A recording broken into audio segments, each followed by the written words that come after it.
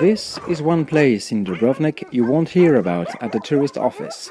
The Jablorica dog shelter holds more than 450 stray dogs, like this very sick female that was picked up in the forest just yesterday and taken to the vet as an emergency. He told us that she was dehydrated and that her kidneys are in very bad shape. She's now in therapy and today she started to eat again. The shelter is privately run by a non-profit organization that relies largely on volunteers. Oddly enough, there are no locals helping out.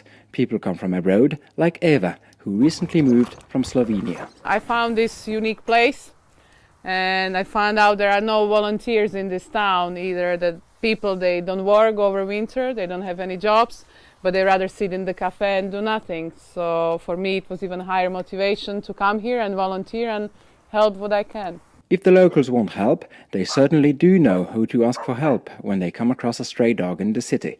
The shelter feels duty-bound to go and pick them up, saying local government isn't doing enough. There are too few shelters in the area since they were not prepared to take care of the abandoned animals.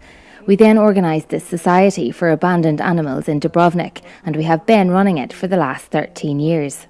During the winter, the shelter does not get any help from the city of Dubrovnik.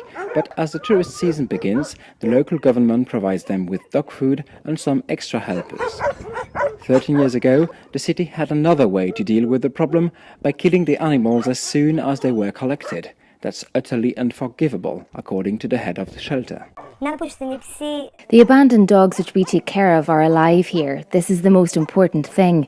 Life of every living being is too valuable so that we, as supposedly superior species, should calculate and ask ourselves, should we kill them or not? But to keep these animals alive, the dog shelter has to also find help from further afield.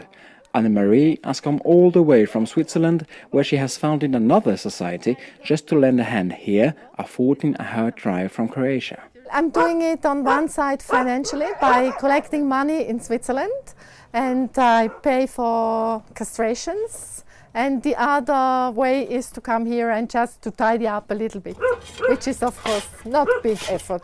Indeed, bigger challenges lie ahead.